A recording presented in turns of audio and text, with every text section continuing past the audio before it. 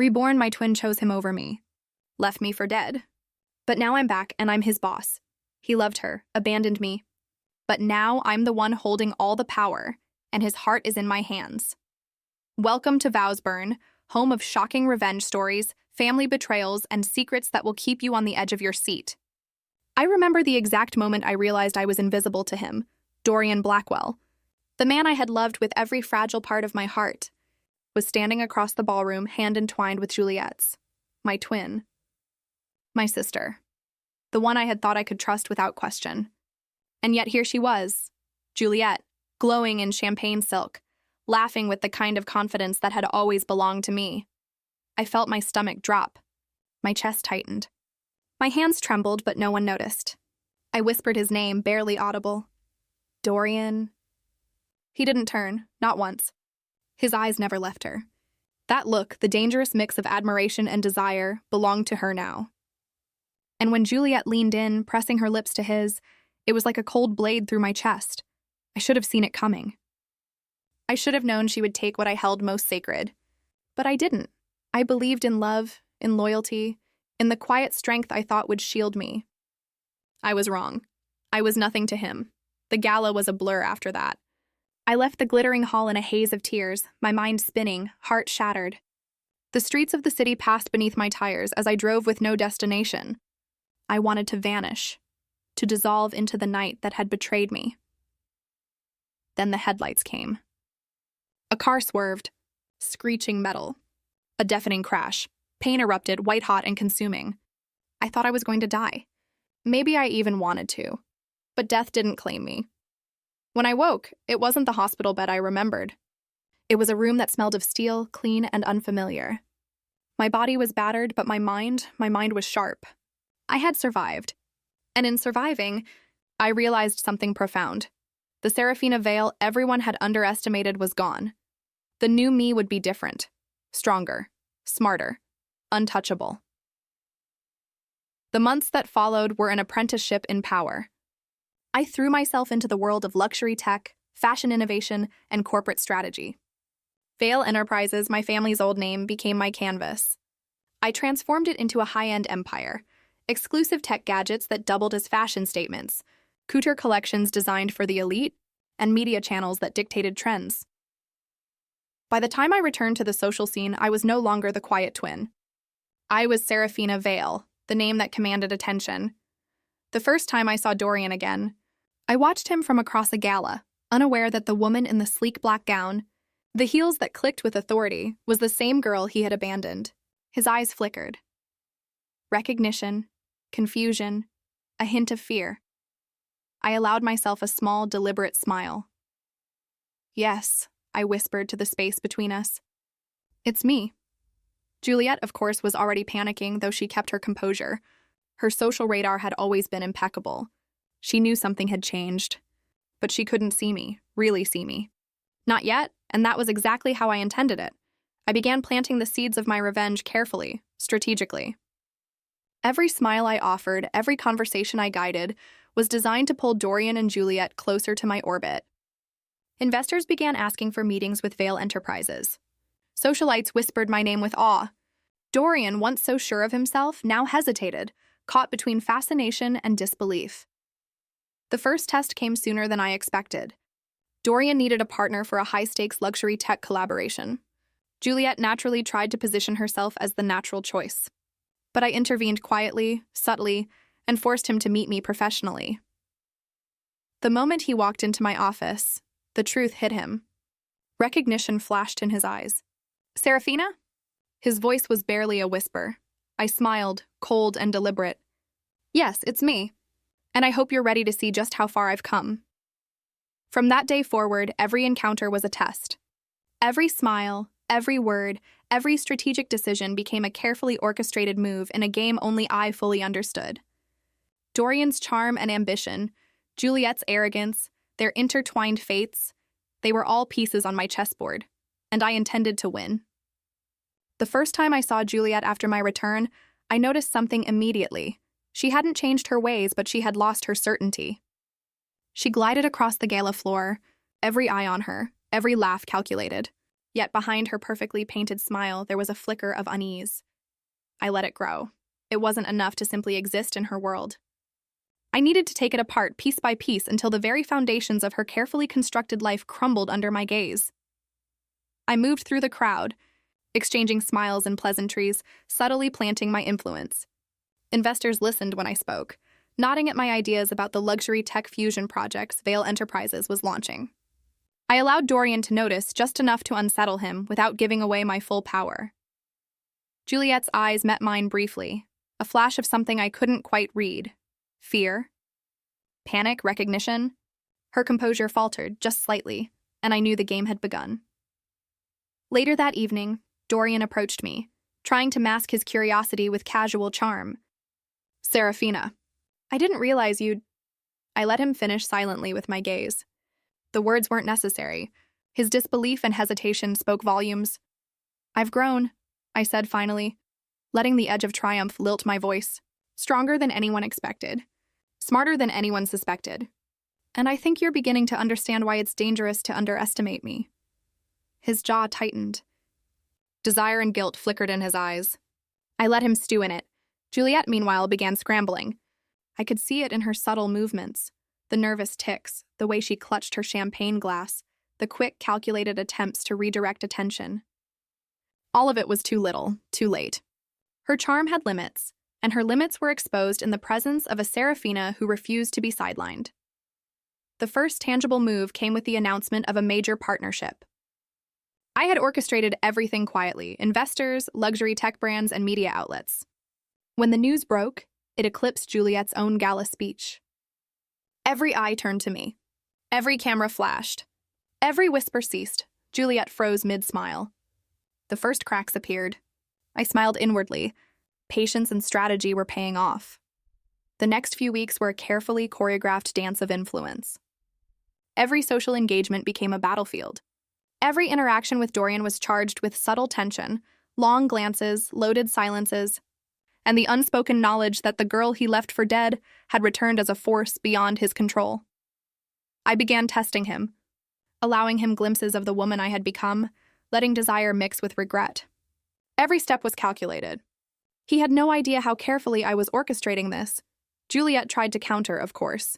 She invited the same investors I courted to private dinners, attempted to charm her way into the media's favor, and even subtly tried to undermine my projects. But I was prepared. Every move had a counter. Every whisper had a rebuttal. Slowly, imperceptibly, her world began to wobble. The true thrill came when Dorian, distracted by me, failed to support Juliette as he had done before.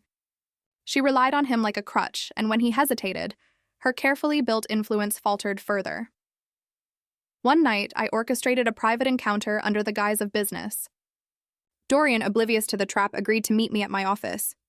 He expected professionalism. He didn't anticipate the edge, the presence, the power that radiated from me. Seraphina. This is remarkable, he admitted, stepping inside. I had no idea. You've done all this? I smiled. You never believed I could. That was your first mistake. And now I'm here to show you what happens when someone underestimated me for too long. His eyes searched mine, conflicted. And Juliette? I let the silence stretch, letting the weight of all the betrayals settle around him. She's already crumbling, I said softly. And you're beginning to see why you should have valued me. The next gala became the stage for my subtle public maneuvering. Investors began aligning themselves with me openly, praising my vision and strategy. Juliette tried desperately to maintain control, but her panic was now visible. Her social armor was breaking, and my deliberate calm magnified every misstep. Dorian watched everything with growing tension, his admiration and desire for me conflicting with loyalty, fear, and regret. I knew I had him exactly where I wanted him, bewildered, intrigued, and utterly aware that the girl he left behind was no longer invisible. By the end of part 2, Juliette's first real cracks were visible. Social whispers spread. Key investors began questioning her judgment, and I, standing quietly in the background, remained untouchable, strategic, and more powerful than ever. I had made my first moves. The chessboard was set. Juliette and Dorian had no idea how thoroughly I intended to win. The city glittered beneath me as I stepped out of my sleek black car, the heels of my gown clicking against the marble steps of the gala venue. I had arrived early, not out of courtesy, but to survey the battlefield. Tonight wasn't just another social event. It was a strategic maneuver. Juliette had grown comfortable in her illusions of control, and Dorian remained blissfully unaware of how quickly the tides were turning. I adjusted my silk gown, brushed a lock of hair from my eyes, and entered the hall like a predator disguised in elegance. Every detail had been meticulously orchestrated: the guest list, the seating arrangements, the media coverage. Every element was a calculated move designed to humiliate Juliette publicly and elevate my own presence. Juliette floated across the ballroom like a swan, confident in her status. Her smile sparkled, her laughter rang clear, but I noticed the first cracks, the subtle quickening of her breath, the almost imperceptible glint of panic in her eyes. She knew something had changed, though she couldn't see the scope of it. And then I made my move. A carefully placed whisper to an influential investor, a subtle nod during a press photo opportunity, and suddenly the room's attention shifted. My name began to circulate like wildfire. Mentions of Vale Enterprises' newest luxury tech fusion initiative, designed by me, executed flawlessly, drew murmurs of admiration. Cameras flashed, socialites murmured, and Juliette's perfectly rehearsed charm faltered. Her gaze locked on me for a moment, wide-eyed, panic veiled by a brittle smile. I let the moment linger. She understood. She couldn't compete. Dorian noticed too. He lingered near the entrance, pretending disinterest, but his eyes betrayed him. Recognition, confusion, awe, all collided in his expression. I smiled faintly, savoring the power of subtlety. Desire and regret were now his constant companions, whether he admitted it or not. "You've grown," he murmured when we finally crossed paths, voice low. "And you've underestimated me," I replied, keeping my tone calm but piercing. "That was your first mistake. And your second—" I let a slow pause stretch, letting the tension hang like a velvet curtain. "Was thinking you could return to the game unprepared." His jaw clenched. He opened his mouth, then closed it.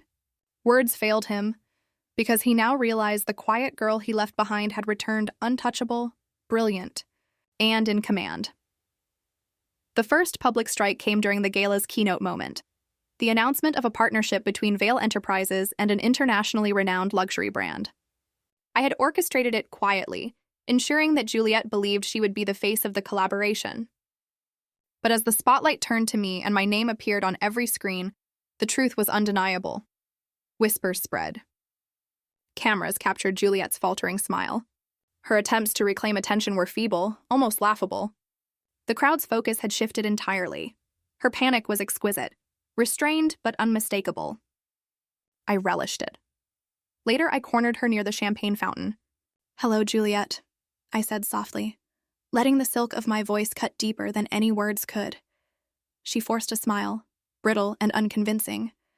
"Seraphina, I didn't take long to return, did I?" I interrupted smoothly. "It seems some things never change. You underestimate people until it's too late." Her hand trembled slightly. I noticed. I always noticed. This doesn't change anything," she whispered, voice fragile. "Oh, but it does," I said, leaning in subtly, my gaze unwavering. "Everything changes tonight. Your influence. Your carefully curated reputation. Every advantage you thought you had? Gone, and soon the world will know it." Meanwhile, Dorian hovered nearby, observing silently. His emotions were a storm he couldn't contain. Admiration, guilt, lingering desire, and fear. He had chased ambition and status, leaving me behind, and now he realized the power he had overlooked for so long. "You're ruthless," he said finally, voice tight. "And brilliant. I don't know what to say." "You don't need to say anything," I replied. "You need to watch, learn, and understand why underestimating me was the gravest mistake you ever made." He swallowed, tension thick in the air. He was captivated, conflicted, and utterly aware of what he had lost. The aftermath of the gala was delicious. Investors who had once aligned themselves with Juliette began sending inquiries to me. Socialites whispered behind her back. Her network of influence, meticulously built over years, began to fray. Every subtle misstep, every hesitation on her part became public knowledge. Juliette's panic became increasingly visible. She tried desperately to regain control, but every attempt backfired. I watched from my office, calm, elegant, untouchable. Every move I had made in the past months had been carefully orchestrated to culminate in this moment. The tension with Dorian escalated further when he visited my office. Under the guise of business consultation, he tried to assert authority, charm, and influence. I let him. Each interaction became a game of emotional chess. His desire to win me back, his fear of Juliette's faltering, his awe of my brilliance. It all played exactly as I intended. "You've done all this," he admitted, his voice barely audible. I had no idea you were capable." "I've always been capable," I replied, my tone measured, dominant. "You just refused to see it. You left me behind, and now you watch as I rise above everything you thought you controlled." He stepped closer, hesitant. "And Juliette?" "Juliette is crumbling," I said quietly. "And you will learn, as she did, the cost of underestimating me." The Vale estate had always been a symbol of wealth, elegance, and untouchable influence. Tonight, it would become the stage for the final unraveling. Juliette had always thrived on appearances, the perfect smile, the poised posture, the carefully curated charm. She believed she could survive any storm because she had never been challenged before. But I had returned as more than a challenge. I was a hurricane, invisible yet unstoppable until I struck. The gala was in full swing when I arrived. Every detail had been orchestrated to perfection. Seating arrangements that isolated her influence, strategic press placement to magnify every misstep, and key investors quietly aligned with me. Juliette floated through the room like a queen, but the first hints of unease betrayed her. Every glance toward me was quick, cautious. Every forced smile faltered. She knew something was wrong, though she didn't yet know what. I didn't rush. Power is never revealed all at once. I moved gracefully among the crowd, exchanging measured pleasantries, letting my presence radiate influence. Each interaction, each subtle nod or gesture, shifted the balance in my favor. Then the first strike landed. An investor, previously loyal to Juliette, raised a toast to Vale Enterprises' new strategic direction, my strategic direction. Cameras caught the moment. Socialites murmured. Juliette's smile froze mid-laugh, eyes darting toward me. The room recognized the shift. The twin they had overlooked was now the one in command. Her composure cracked. She tried to recover, to redirect attention, but her attempts were feeble. The cracks in her carefully constructed facade were impossible to ignore. Dorian, standing nearby, watched the entire sequence. His expression was a war between admiration and guilt, desire and regret. He had chosen ambition over love once, and now he was witnessing the consequences firsthand. "You've done all this," he murmured when we finally met, voice barely audible. I never realized—" "You didn't look closely enough," I said softly. "You only saw what you wanted to see, and now you're seeing the truth." His jaw tightened, conflicted. "And Juliette?" "She will crumble," I replied evenly. "And you will understand why underestimating me was your gravest mistake." The night escalated. I unveiled a major investment portfolio, securing partnerships that ensured Vale Enterprises' dominance in luxury tech, fashion, and media. Juliette's frantic attempts to assert control backfired spectacularly. Investors began siding with me openly. Socialites whispered about her misjudgments. Every move she made, every glance, every gesture, highlighted her growing panic. It was intoxicating to watch. Later, I cornered her in the library. The chandeliers cast long shadows over the marble floors, highlighting the desperation in her eyes. "Seraphina, what are you doing?" she asked, voice tight. "Exactly what I should have done a long time ago," I replied calmly. "I'm reclaiming everything you tried to steal. Every connection, every influence, every bit of power you thought belonged to you, it's mine now." Her breath caught. You won't." I leaned in slightly, letting my presence dominate. "Watch me." Dorian lingered outside the library, torn between loyalty, desire, and fear. Every interaction with me now was a test. His admiration clashed with guilt, desire tangled with regret. He wanted to intervene to stop the destruction, yet he knew that the woman before him was not the one he had abandoned years ago. She was more powerful, more brilliant, and utterly untouchable. "You don't have to do this," he whispered when I emerged, his voice low. "I have to," I said firmly. "This is not about revenge alone. This is about justice, and about ensuring no one ever underestimates me again. He faltered. His emotions were laid bare, fear, awe, and longing. He had misjudged everything once, and now he was learning the consequences. By the end of the night, Juliette's social influence was shattered. Her attempts to manipulate investors and socialites failed spectacularly. Her family's once impenetrable network of power was cracking at the seams. And I stood at the center, calm, elegant, untouchable, with the world recognizing my dominance. Dorian, finally confronting the full scope of my power, was silent. Words failed him. Desire, admiration, guilt, and longing warred visibly across his face. The next weeks were a calculated ballet. Every step, every move, every word from Juliette only emphasized her unraveling.